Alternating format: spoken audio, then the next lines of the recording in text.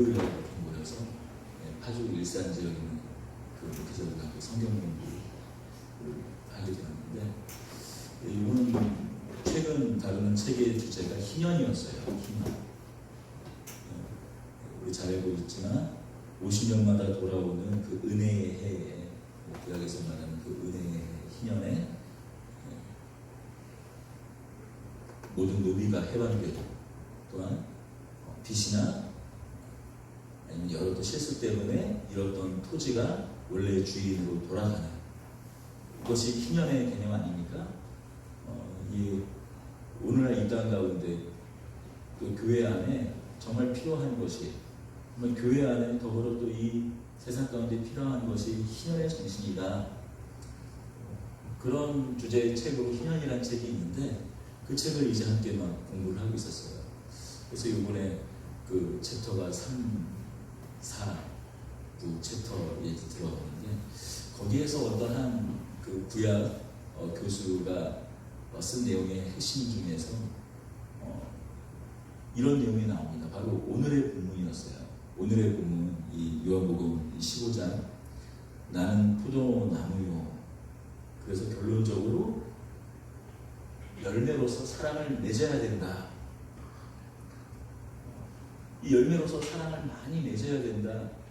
오늘 한국 사회의 문제점이 무엇이냐? 열매를 맺지 못하는 것 아니냐? 사랑을 하지 못하는 것 아니냐? 예수 안에 붙어있고, 예수라는 가지에, 예수라는 나무에 붙어있는 것만 강조하지, 정작 열매를 맺지 못해서 한국 교회가 공격당하고 한국 교회가 이렇게 신뢰를 잃지 않았느냐 라는 그 주제로서 이 희년의 책 한 부분을 그 구약 교수가 설명을 하고 있었어요. 그래서 가만히 이렇게 보니까 분명히 맞는 얘기죠. 예수 안에 붙어있고, 예수라는 나무, 가지가 나무에 붙어있으면 열매를 많이 맺지 않습니까? 그런데 가만히 생각해 봤어요. 정말 열매를 맺지 못하는 것 때문에만 문제인가? 요즘에 계속 사회에서 요구하는 것, 또 이 교계 안에서 계속 나오는 얘기가 행함이라는 그 문제 아닙니까? 행함이 있는 믿음, 실천하는 믿음. 그걸 강조를 하는데, 정말 본질적인 문제가 행함 때문인가? 행함이 없어서 한국교회가 이렇게 여러 문제를 이 세상 가운데 나타나 보이고 있는 건가 하면, 오히려 많은 분들이 그래서 이 포도나무에 맺힌 열매의 방점을 찍고 사랑의 방점을 찍지만, 정작 더 중요한 것은 예수가 아닌가 라는 생각이 들었습니다. 그래서 이제 반론을 얘기했죠. 이 글을 쓴 교수님이 자기 생각을 전제로 깔고 나서 이 본문을 요한복음 15장 이야기를 하는 것이다. 물론 열매를 이야기하고 있고 사랑을 얘기하고 있는 것 같지만, 이 본문에서 중요하게 강조하고 있는 것은 내 안에 거하라, 나에게 붙어있으라라는 데 강조점이 있는 것이지, 열매에 강조점이 있고 사랑에 강조점이 있는 것은 아닌 것 같다. 물론 사랑을 얘기하고 열매를 얘기하지만 싸웠어요. 그러니까 이 포도나무가 문제냐, 포도나무의 이 방점이, 위에 점이, 이렇게 우리가 텍스트가 있으면 위에 점 2개를 찍어내서 강조점을 찍어가지고 우리가 어떤 책 편집할 때 보면 이렇게 되는 경우가 있잖아요.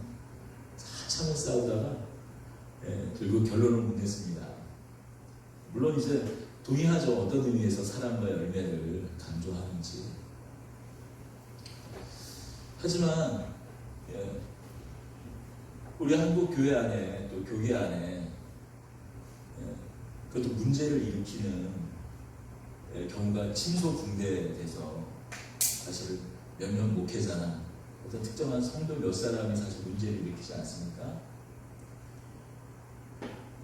그리고 가만히 보면 그런 문제를 일으키는 그런 성도들을 가만히, 그것이 그분들이 목회자든 아니면 성도든 그분의 삶들을 가만히 지켜보며 우리가 솔직함을 이야기하고자 해요. 저는 냉정하게 말하는데 그분들 안에 예수가 없기 때문에, 그분들이 예수를 믿지 않기 때문이라고 생각합니다. 교회 안에 일어나는 그런 모든 문제들은 하나님이 없어서 그런 문제가 아니라, 하나님이 없어서 생기는 그런 문제가 아니라, 안에 본질적으로 예수가 그 안에 안 계시기 때문에, 예수를 믿는 믿음이 없기 때문에 생기는 문제지, 행함 자체에 문제가 있다고 생각합니다. 그리고 어떤 특정한 문제되는 행동, 어떤 타락, 그런 것이 믿음이 없어서 생기는 문제인 것이지, 예수를 믿지 않는, 애초에 불신자이기 때문에 생기는 문제이지, 정말 그들이 예수를 믿었다면 그런 일들을 하지 않았을 것이라고 생각합니다. 다시 좀 오늘 좀 본문으로 좀 돌아오겠습니다. 우리 오늘 본문은 뭐라고 얘기하고 있습니까? 나는 참 포도나무요, 내 아버지는 농부라라고 얘기하고 있어요. 여기 대부분 예수님께서 어떤 비유의 말씀을 하실 때 보면 그 비유가 단순히 비유로 끝나는 것이 아니라 이야기들이 있어요. 예를 들면은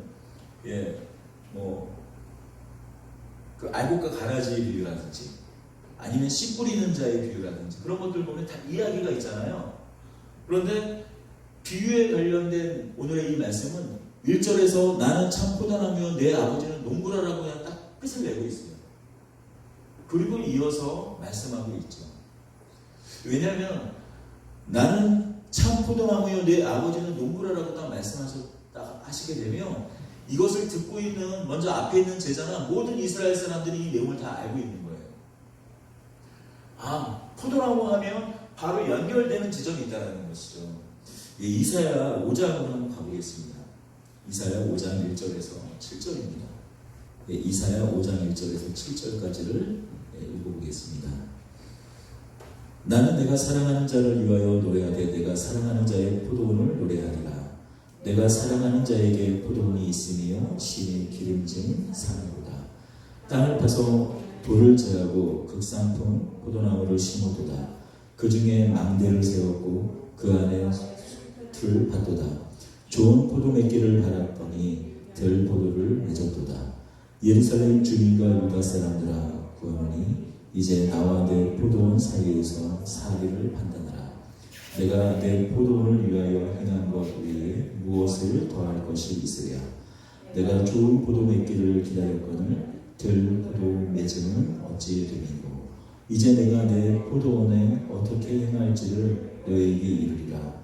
내가 그 울타리를 걸어 먹힘을 당하게 하며 그 담을 헐어 질밟히게 할 것이요.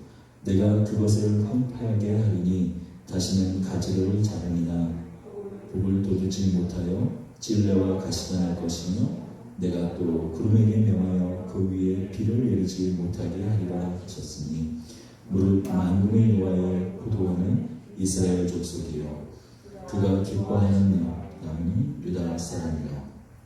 그들에게 정의를 바라셨더니 도리어 포악이요 그들에게 공의를 바라셨더니 도리어 부르짖음이었도다.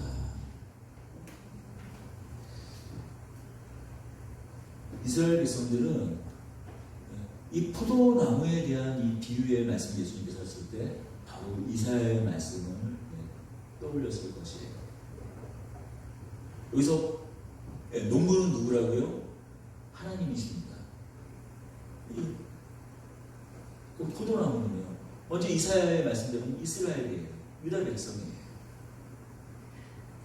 하나님께서 자신의 포도원 농장에 극상품 포도나무를 심으셨어요. 극상품 포도나무를 심으셨어요. 좋은 포도나무 종자를 심었다면 당연히 기대되는 것은 무엇인가요? 극상품 포도 열매죠. 그 종자대로 포도 열매가 맺혀지는 것은 너무나 당연한 것입니다. 그런데 시간이 지나서 비가 내리고 때로는 비가 낼 때는 물을 주고 또 때로는 좋은 비료를 주고, 그래서 소출의 때에 맺히는 열매를 보았더니 참 포도나무, 극상품 포도나무가 아닌 들포도 열매를 맺었다고. 아니 다 말라 비틀어버려 먹을 것이 없는, 포도주도 담그지 못하고 열매로 따먹기도 그저 들짐승들이나 먹기에 적합한 그런 들포도 열매를 맺혔다고. 그래서 하나님께서 어떻게 하셨다고요? 그것은 그 포도나무를, 그 포도 농장을 전부 다 포도나무를 잘라버리고 비까지 내리지 않게 하셨다고 이 이사야 말씀입니다. 이 무엇을 빗댄 얘기일까요? 이스라엘 백성들이 하나님께서 원하시는 그 의의 열매, 하나님께서 원하시는 그 제사장 나라로서의 그 삶을 살지 못하고 우상 숭배를 하자 하나님께서 이방을 사용하여서 세상 열방의 민족들을, 다른 나라들을 사용하셔서 이스라엘 백성들을 심판하였다는 말씀입니다. 그렇다면 하나님께서 원하시는 그 열매는 구체적으로 어떤 것일까요? 오늘 요한복음 이 15장에서는 그저 사랑이라고 추상명사로 되어 있지만 이 사랑의 구체적인 내용은 무엇일까요? 사실 오늘 우리가 지금 이 시간 살펴본 이사야 5장에 보면 요한복음 15장에서 사랑이라고 추상적으로 말하고 있지만 이 구약에 있는 이사야 5장 1절에서 7절까지 내용을 살펴보면 그 사랑의 열매가, 하나님께서 원하시는 그 열매가 구체적으로 무엇인지 알 수 있어요. 바로 정의와 공의입니다. 7절입니다. 무릇 만군의 여호와의 포도원은 이스라엘 족속이요 그가 기뻐하는 남은 유다 사람이라. 그들에게 정의를 바라셨더니 도리어 포악이요 그들에게 공의를 바라셨더니 도리어 부르짖음이었도다.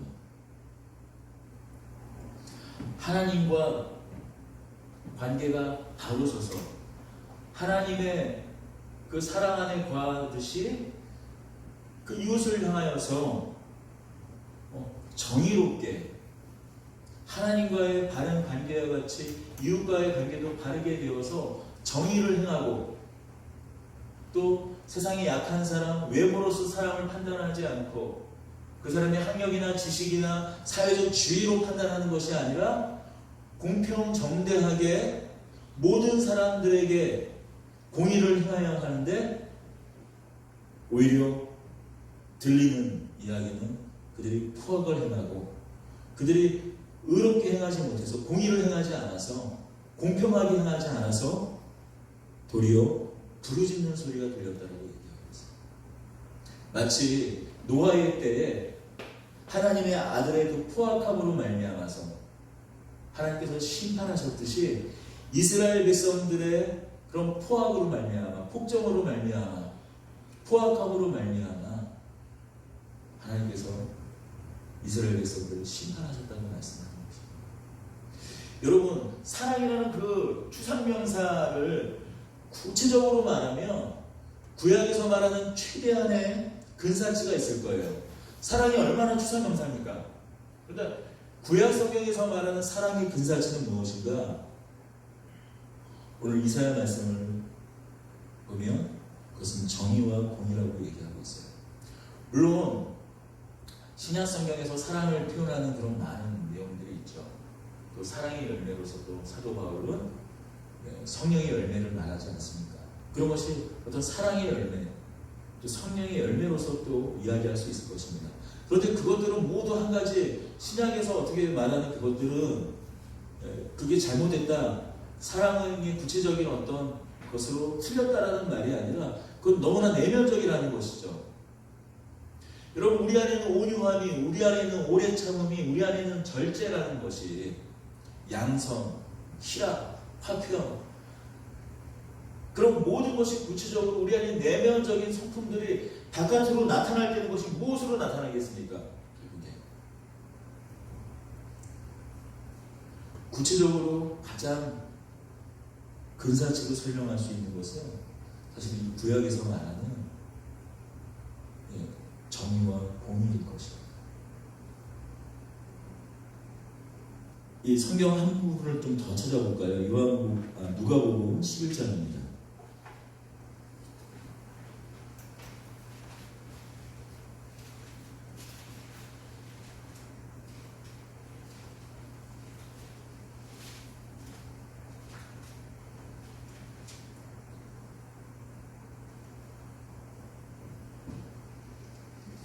누가복음 11장 37절에서 44절까지 한번 같이 읽어보겠습니다. 누가복음 37절에서 44절까지 같이 읽겠습니다. 예수께서 말씀하실 때에 한 바리새인이 자기와 함께 점심 잡수시기를 초망하러 들어가 앉으셨더니 잡수시기 전에 손 씻지 아니하심을 그 바리새인이 보고 이상히 여기는지라. 주께서 이르시되 너희 바리새인은 지금 잔과 대접에 걸친 깨끗하나 너희 속에는 탐욕과 악독이 가득하도다. 어리석은 자들아, 겉을 만드시니까 속도 만들지 아니하셨느냐. 그러나 그 안에 있는 것으로 구제하라. 그리하면 모든 것이 너희에게 깨끗하리라. 화 있을진저 너희 바리새인이여, 너희 박하와 온양과 모든 채소의 실존을 들이되 공의와 하나님께 대한 사랑은 버리는도다. 그러나 이것도 행하고 저것도 버리지 말아야 할지니라. 화 있을진저 너희 바리새인이여, 너희가 회당의 높은 자리와 시장에서 운항받는 것을 기뻐하는도다. 화 있을진저 너희여, 너희는 평토장한 무덤 같아서 그 일을 밟는 사람이 알지 못하느니라.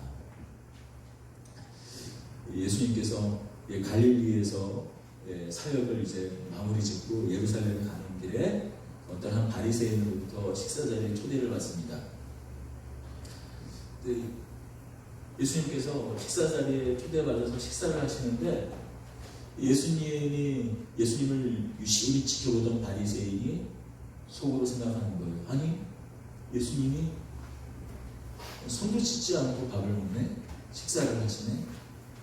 물론 이 바리새인이 예수님을 트집 잡으려고 초대를 했는지는 다 알 수 없어요. 그러나 분명한 것은 예수님의 흠결을 보고 속으로, 아니 어떻게 랍비라고 불리는 사람이, 많은 사람이 선생님이라고 불리는 사람이, 또는 메시아라고 불리는 사람이 어떻게 손도 씻지 않고 밥을 먹을 수가 있나. 지금 이 대목은 지금 우리가 위생상으로 식사를 할 때 우리 애들 손 그냥 밖에서 놀다가 와가지고 손 안 씻으면 손도 안 씻고 밥 먹는다고 혼내는 그런 얘기를 하는 게 아닙니다. 당시 유대인의 관습에서 정결례가 있었어요. 예루살렘에 제사를 드릴 때 혹시라도 우리가 부정해질 수가 있기 때문에 혹시라도 상을 치는 사람들, 그런 사람들이 원래는 나는 상을 치러서 시체를 가까이 하기 때문에 난 부정한 사람이라고 어디를 다니면 소리쳐 외쳐서 그 사람들이 자신을 가까이에서 부정이 옮아가지 못하도록 해야 되는데 사실 그렇지 않는 경우도 많이 있지 않습니까? 예?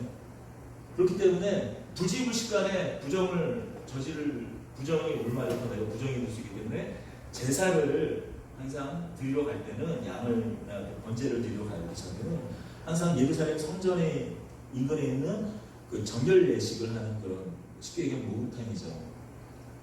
그 목욕탕에서 정결 예식을 하고 목욕을 한 다음에 목욕 재개를 하고, 그러니까 쉽게 보면 제사를 지내게 돼 있어요. 마찬가지로 사실 또 우리가 생활하다 보면 그 부정해질 수 있는 일들도 많이 있어요.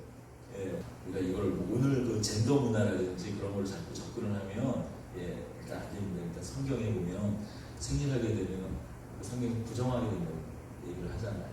그 피 자체가 부정하기 때문에 사람의 피가, 여성의 피가 부정한 것이 아니라 피 자체가 이제 몸 바깥으로 나오는 것.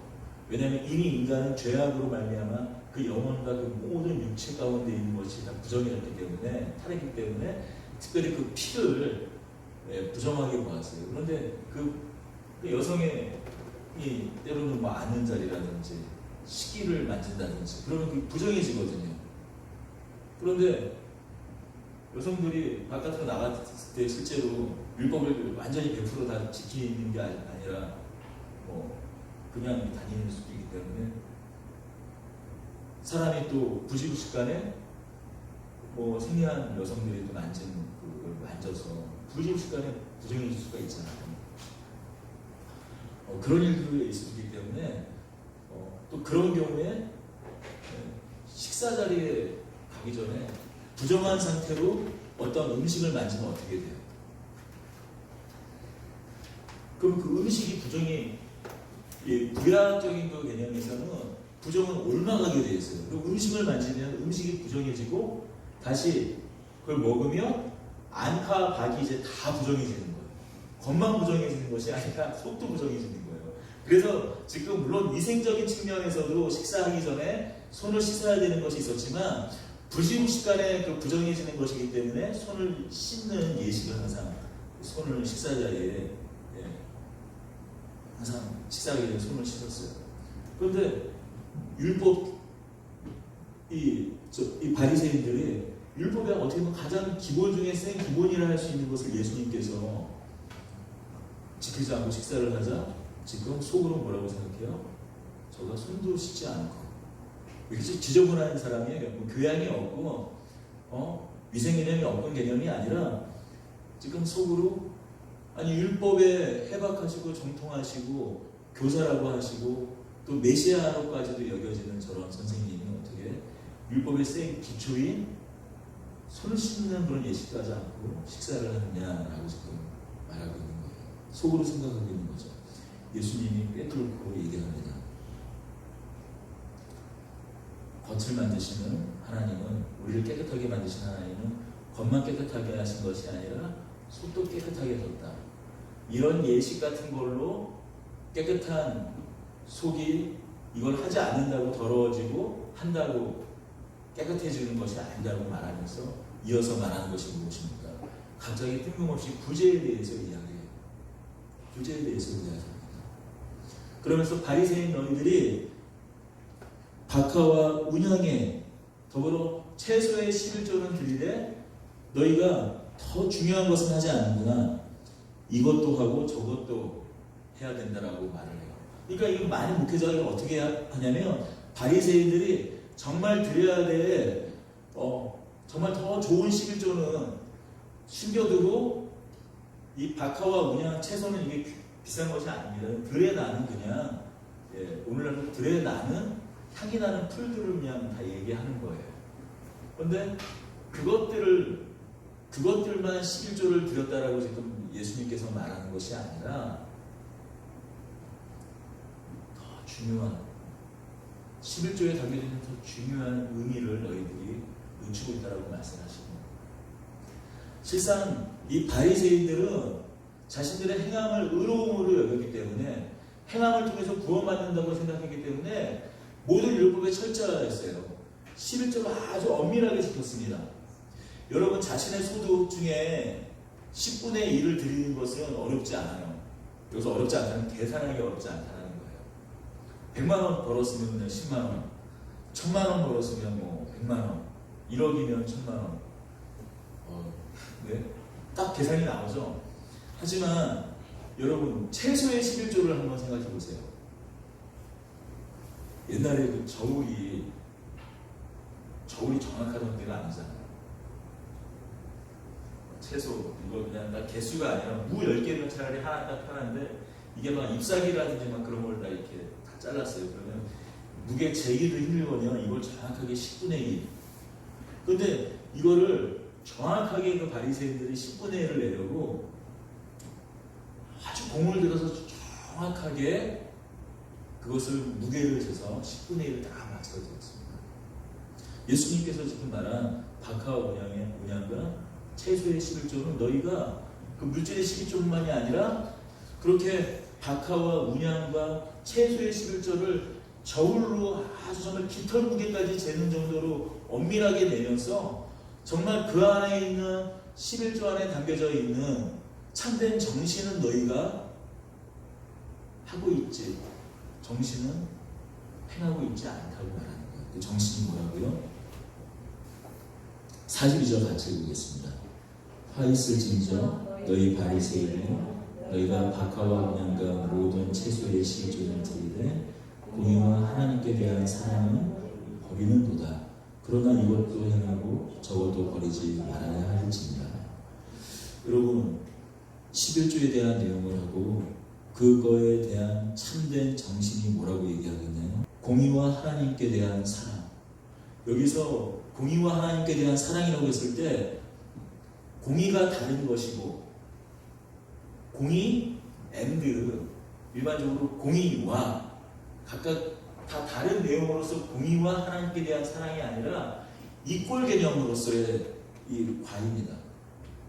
예를 들어서 물과 성령 할 때 물 따로 성령이 아니라 성령의 깨끗하시는 그런 거룩하게 하시고 씻는 개념으로서의 물과 성령은 물 따로 성령이 아니라 물과 성령이 곧 하나라는 의미인 것 같이 공의와 하나님에 대한 사랑이 같은 거예요. 하나님을 사랑하고 하나님께 대한 사랑이 무엇인가? 하나님께 대한 사랑이 무엇인가? 바로 공의를 행하는 것입니다. 우리가 많은 율법사들이 예수님께 와가지고 율법의 내용이 무엇입니까? 성경이 말하는 것이 무엇입니까? 라고 예수님께서 질문했을 때 예수님께서 되묻지 않습니까? 너는 그럼 성경을 무엇이라고 생각하느냐? 율법의 핵심적인 내용을 다시 무엇이라고 반문했을 때 율법사가 이렇게 얘기하지 않습니까? 하나님을 사랑하고 이웃을 내 몸과 같이 사랑하는 것입니다 라고 얘기했을 때 내가 잘 안다, 너가 그대로 행하라라고 얘기하지 않습니까? 하나님 사랑, 이웃 사랑이 성경이 말하는 거예요. 그러면 그 하나님을 사랑하는 사람들이 이웃을 사랑하게 되어 있는데 하나님을 사랑하는 사람들이 이웃을 사랑하는 그 구체적인 내용이 무엇인가? 정의와 공의를 행하는 것입니다. 오늘날의 기독교가 이런 공적인 사회에 대한 책무를 잃어버렸다. 세상을 섬기는 것을 잃어버렸다. 세상에 대한 사랑을 잃어버렸다. 기독교가 정의롭지 못하다. 공의롭지 못하다. 정말 이 말이 맞다면 단순히 공의를 행하고 성경이 말하는 정의를 행하면 그러면 모든 것이 해결되는 문제인가? 요한복음 15장은 예수님께서 그렇지 않다고 말씀합니다. 이미 역사 가운데에서 공의와 정의를 행하는 그것은 실패했습니다. 이스라엘의 부르심이 무엇입니까? 제사장 나라가 되는 거예요. 제사장 나라는 제사는 하나님께 드리는 것이고, 그러면 제사장 나라로서 구체적으로 다른 이방 민족에게 보이는 모습은 무엇일까요? 공의와 정의를 행하는 모습이에요. 우리가 알고 있는 신현의 삶을 사는 모습이에요. 그렇지 않나요? 하다못해 짐승들마저도 7일째 재는 날은 안식을 시켰어요. 아니 지금 더 4,500년 전에. 여러분 오늘날 어때요? 예, 그냥 일요일, 그냥 모든 사람들이 생각하는 일반적인 표현은 일요일날 밭 갈잖아요. 지금은 기계로 트랙터로 돌리겠지만은 예전 같으면 일요일날도 밭을 갈아야 되면 그냥 소를 이용해서 밭을 갈지 않습니까? 하지만 4,500년 전 하나님께서는 주일날 되는 제7일째 되는 날은 너희 가축들도 쉬게 하라고 말씀하셨어요. 다만 종들뿐만이 아니라 가축들도 쉬게 하라고 얘기했습니다.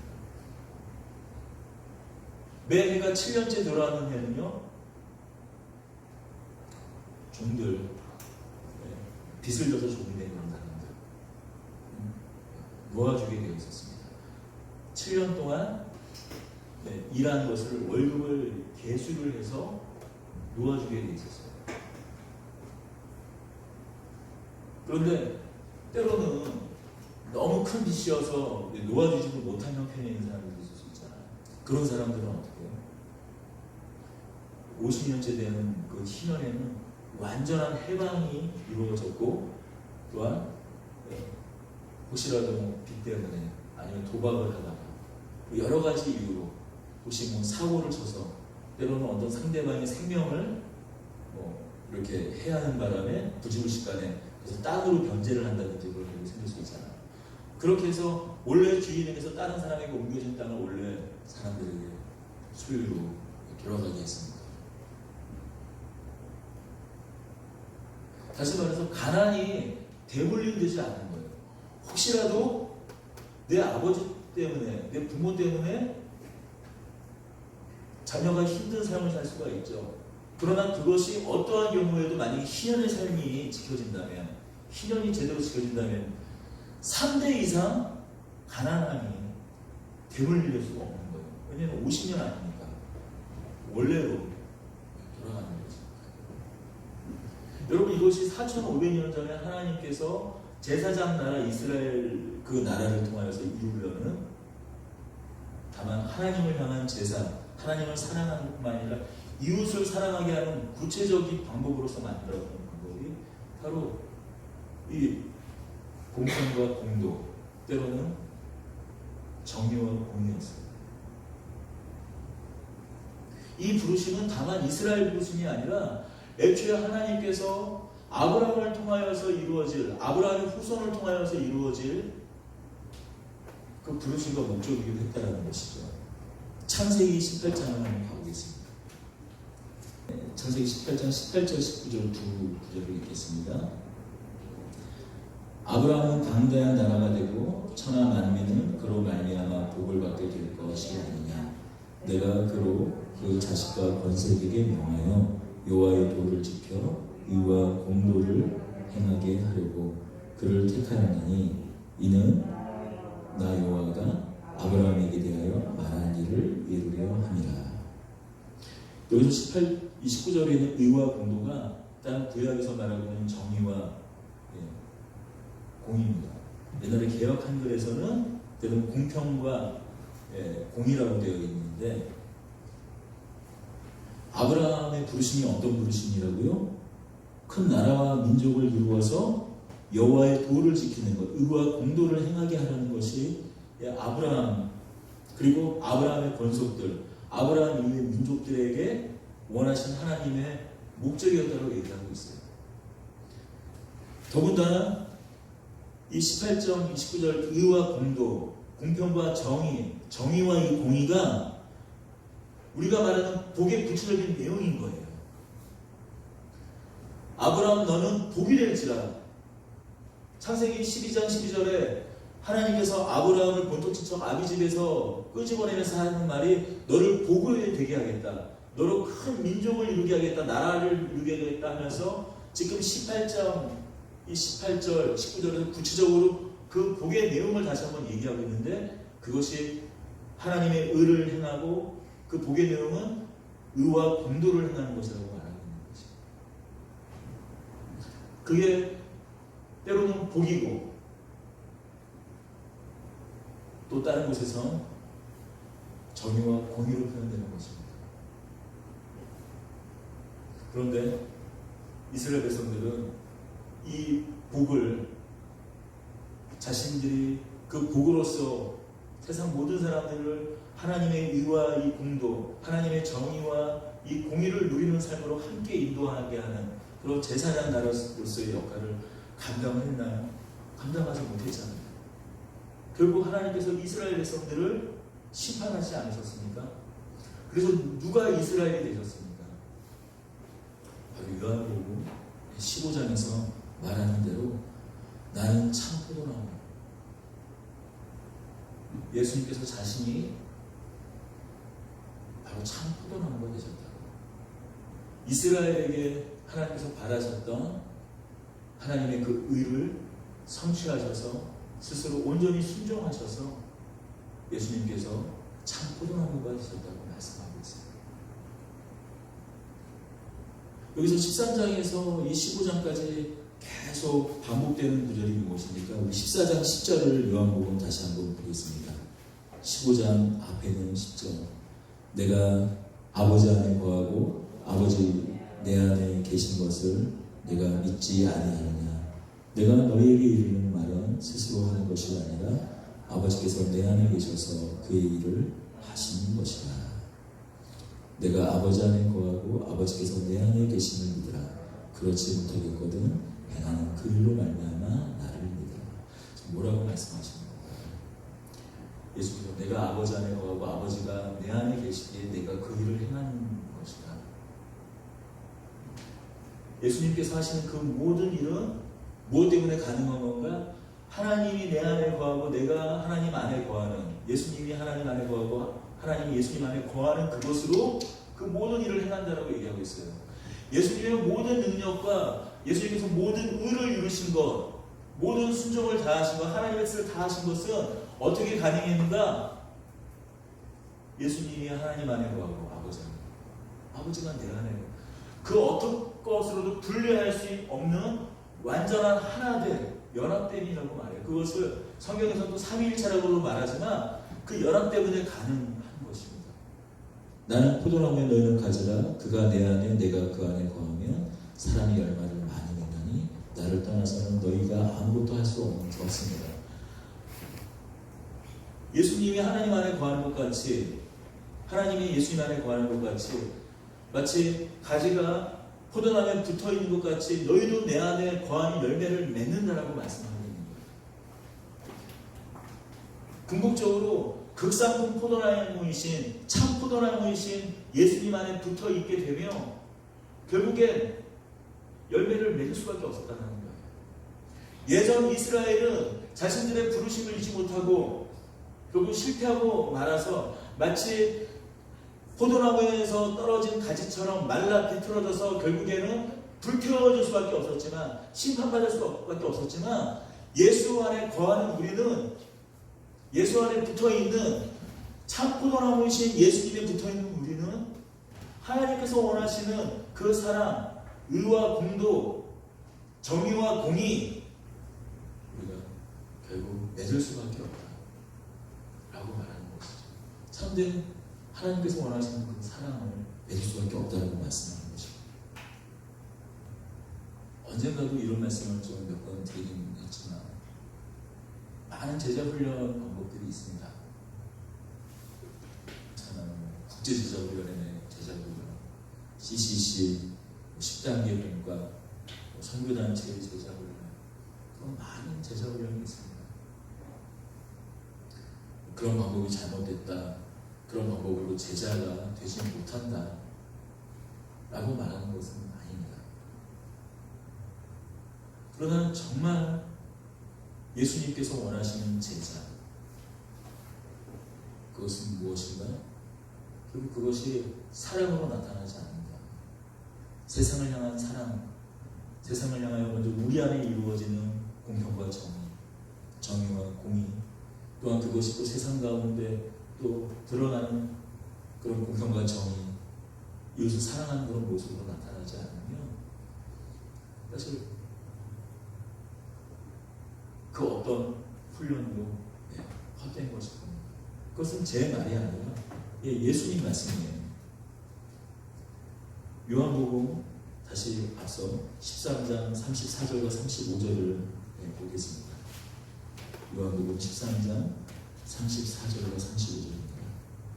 새 계명을 너희에게 주노니 서로 사랑하라. 내가 너희를 사랑한 것 같이 너희도 사랑하라.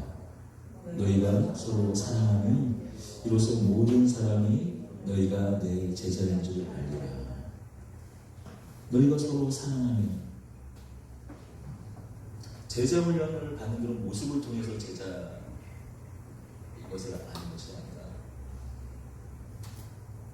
어떤 교회를 향한 특별한 헌신으로 제자인 것을 아는 것이 아니라 너희가 서로 사랑하면 내 제자인 것을 알 수 있다라고 말씀하고 있어요. 그럼 진정한 제자 훈련은 사랑 훈련인 것입니다. 또 진정한 제자 훈련은 예수 안에 붙어있는, 어떻게 하면 예수를 더 잘 아는, 예수 안에 거하는, 예수가 내 안에, 내가 예수 안에 거하듯이 예수님을 더 사랑하는 그것이 진정한 아마 제자 훈련인 것입니다.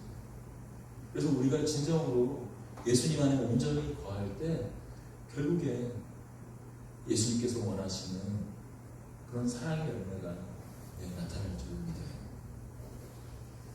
그러기에 예수님께서는 또 이런 말씀도 한 것 같습니다. 다시 15장 7절에서 너희가 내 안에 거하고 내 말이 너희 안에 거하며 무엇이든지 원하는 대로 구하라 그리하면 이루리라. 정말 진정으로 우리가 예수님 안에 거하고 예수님께서 우리 안에 거하셔서 예수님이 내 안에 계시는지 내가 예수님 안에 거하는지 완전한 예수님과 한뜻 마치 한 몸과 같이 만약에 된 상태로 만약에 구하는 기도라면 결국 예수님께서 원하시는 기도, 예수님께서 원하시는 것을 우리가 구하게 되지 않을까요? 그러면 하나님께서 응답할 수밖에 없는 기도 아니겠어요? 그건 결국 하나님께서 원하시는 일이니까요. 제가 어디 좀 교육을 받게 됐어요. 그거는 뭐 이제 신앙 관련된 교회나 무슨 이렇게 기독교 관련된 교육이 아니라 작은 도서관과 관련된 그 일로 어딘가에 작은 도서관 하려고 하면 교육을 받아야 되잖아요. 그런데 교육을 받는 데서 모수 대나무라는 것이 있어요. 모수 대나무라는 것이 있습니다. 중국에서 우리나라는 이 대나무는 없는 것 같아요. 근데 중국에서 중국 극동지방에서 나는 대나무인데 이 대나무 씨를 뿌리게 되면 지금 이 죽순이 이만큼 자라는데 몇 년 걸리면 4년 요 정도 나오는데 4년이 걸린대요. 일반적인 대나무는 이렇게 오래 걸리지 않거든요. 요만큼 죽순이 살짝 약 한 4cm 정도 되는 이 죽순이 이만큼 자라는데 4년이 걸린대요. 그러니까 이제나 저제나 하고 보는 거죠.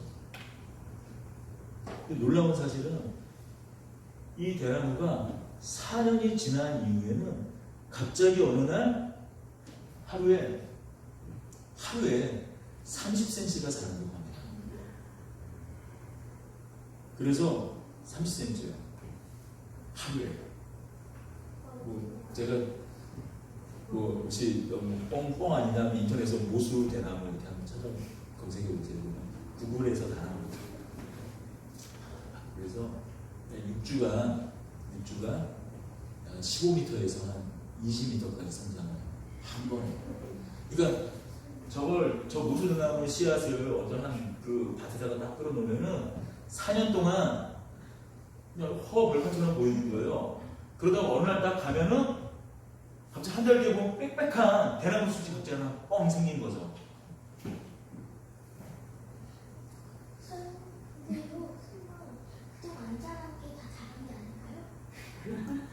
그렇지 않아요. 근데 놀라운 사실은 4년 동안 도대체 얘는 뭐 하고 있었을까? 이 무슨 대나무거든요.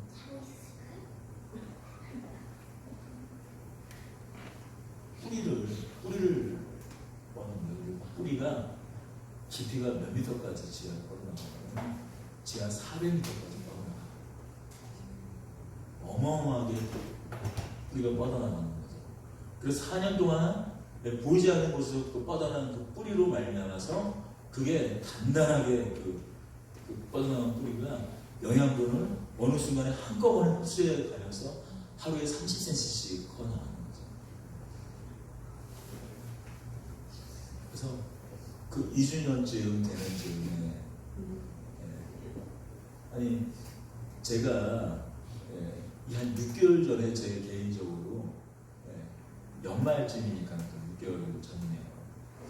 연말 되면 또 신난해지고 또 이번 때쯤에 1년에 한 2차례 정도 신난해지는 시즌이 있는데 아니 연말에 제가 이 이야기를 어느 목사님한테 듣고 큰 위로를 받았거든요. 근데 요즘 또 이제 7월 7일 쌍칠절을 맞이하면서 교회 설립 즈음에 참 이제 전도도 많이 하고 정말 교회가 예수 이름으로 또 전도하는 일도 중요하지만 세상을 붙이고 섬기는 일로 책수레를 이 모양을 전명을 하는데 사실 우리 안에 어떤 열매, 의의 열매, 하나님께서 원하시는 열매를 원하는 마음이 우리 안에 제한이 또 없으면 거짓말이죠. 눈에 보이는 어떤 가시적인 성과 같은 것들을 사실 바라지 않는다면 사람이 알겠죠. 그래서 하나님께서 데려가시겠죠. 그런 차에 좀 마음을 심란하는 차에 엉뚱한 곳에서 또 저희가 이걸 다시 들은 거예요. 그래서 반문을 했죠. 내가 또한 우리 교회, 우리 성도들, 우리 공동체가 예수 안에 뿌리박은 게 맞나? 예수 안에 뿌리박은 것이 맞나?